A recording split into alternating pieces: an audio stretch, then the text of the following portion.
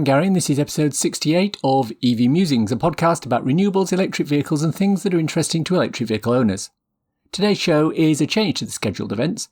We were going to be talking about wireless charging in this week's episode, but the government's announcement of the ban of fossil fuel cars in the UK from 2030 has prompted a different discussion. Yes, it's Myths and Legends, the sequel.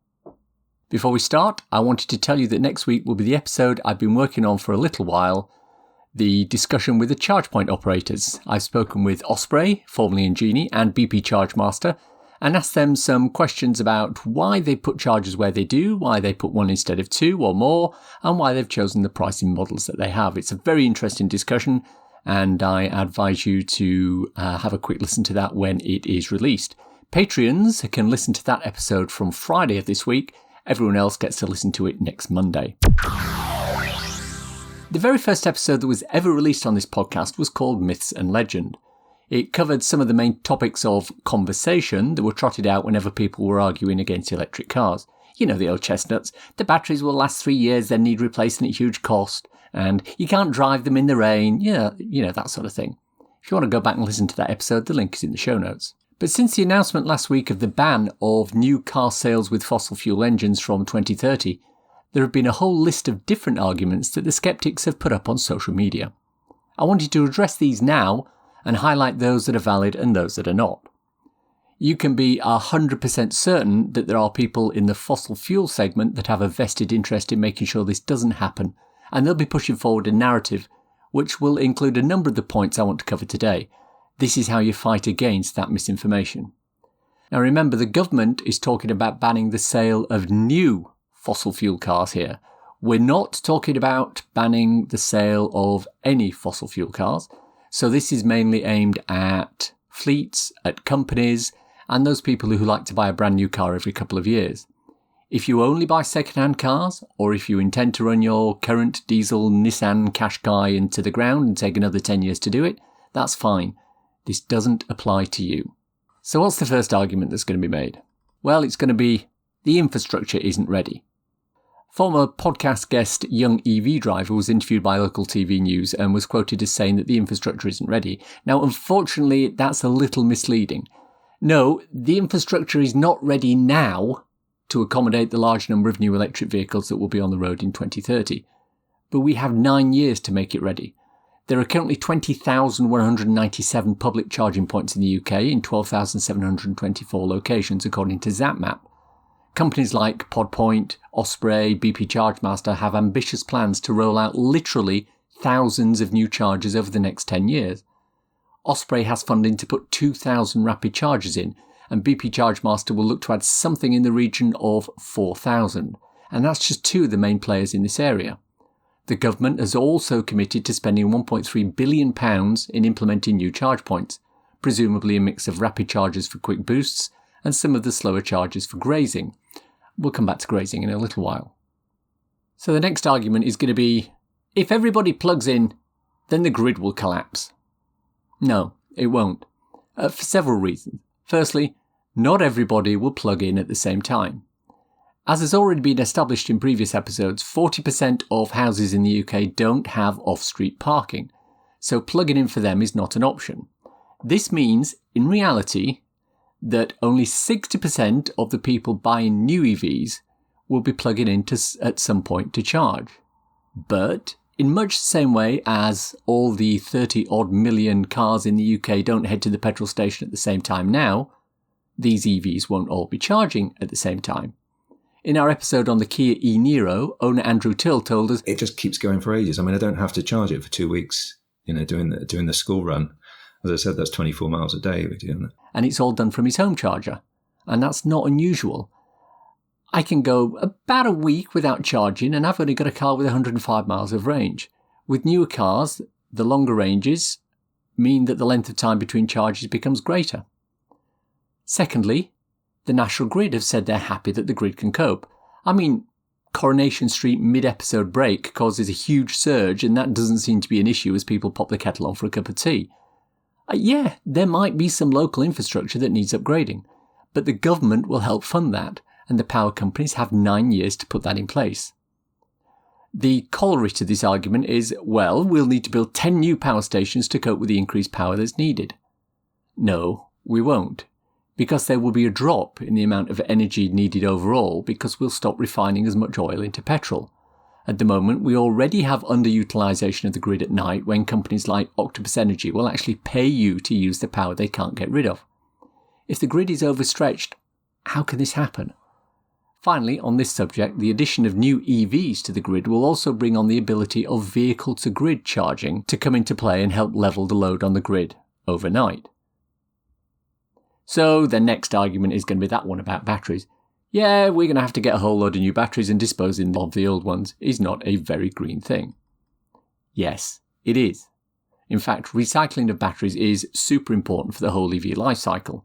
This whole canard of batteries lasting 3 years then needing to be replaced is such abject nonsense that it's actually causing a problem for the recycling industry. There are companies out there that can recycle batteries and turn well over 90% of the recycled components back into new batteries. But there are so few batteries available for recycling that they're having to use ones that have been picked out of old hybrids and crashed vehicles to actually test the process. Remember too that batteries don't go from the car to the dump. They go from a car to a second life usage to a recycler. Second life usage is putting batteries into things like home storage solutions or using them to store power from a portable generator, things like this. This extends the life of the battery and reduces the amount that get recycled. Obviously, as more EVs come onto the road and more accidents will happen, we'll see more batteries available for recycling, so the cycle will continue. Yeah, but Gary, people with no off-street parking won't be able to charge. Yeah, that's right. That is 100% right. But why is that a problem? At this exact moment in time, nobody with a fossil-fueled car can fill their car at home. But that doesn't seem to be a problem. So why is not having a home charger an issue? Co-founder of the podcast, Simon, has just finished his 3rd year of living with an electric car in a flat that has no ability to charge. And he has no problem topping his car up. There are numerous options for this. With EVs, as we've said before, grazing is the way to charge. For example, you put your car on charge when you go shopping. Tesco has charge points at hundreds of its larger stores. Morrison's are served by Genie Point Rapids. Aldi and Lidl have teamed up with Pod Point to provide charging at their stores. Many big shopping centres have added EV charging to their car parks. Charge while you're at the gym. Ballantyne's have Instavolt chargers. Charge while you're watching a movie. Go to somewhere like Oxford and charge in their park and ride car park while you spend the day in the city. Tesla destination chargers are also pretty widespread and available for all EVs that have the right connector. And then if you absolutely must charge overnight, find a local fast charger and spend 15 minutes there. Petrol stations will also be places you can stop and charge. BP Chargemaster is already rolling out high-speed chargers at the petrol stations it owns and operates. Shell has chargers at many of its forecourts, and it wouldn't surprise me if one of the other top 4 charge point operators moves into that arena shortly. There are many, many options. It's just that they require people to think a little bit more than they do at the moment, which I agree could be a bit of a problem. But the majority of charging for those without off-street parking is going to be at work. As the rollout continues, companies will start to put fast chargers in their car parks. You arrive at work, plug in, and when you leave at the end of the day, your car will be full. The government will help this, and as a large proportion of the new car purchases are company cars, it really makes sense that this is going to happen. So let's come on to the old one about cost. Electric cars are too expensive, nobody can afford them. Not true. We've done an episode on this before, but the basic logic is a £30,000 electric car costs exactly the same as a £30,000 petrol car. Remember, we're talking brand new cars here, not a second-hand car or, a runaround that you've just purchased from somebody that you know. I did the maths and realised that the lease on my Kia Soul is way less per month than the loan I would need to take out to buy a similarly spec'd Honda CR-V fossil fuel vehicle. The majority of the vehicles that this applies to are going to be company cars or fleet vehicles, and bulk purchasing of vehicles will bring the price down. I worked in the taxi trade for a while, and I know for a fact that if you're ordering 200 Nissan Leaf 40 kilowatt hours, you can get them for a lot less than the retail price to the public. Also, as Robert Llewellyn mentioned in his recent Peugeot E208 review video, the one thing that people tend to forget is that if a company produces a car that has both an EV variant and an ICE variant, the EV is always more expensive than the ICE variant. However, the EV is always a much higher spec'd car than the ICE version. Comparing the base price petrol version with the electric is apples and oranges.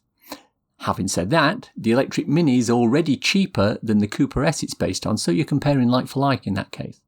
Furthermore, absolute price parity for EVs is expected within the next couple of years when battery prices drop below $100 per kilowatt hour.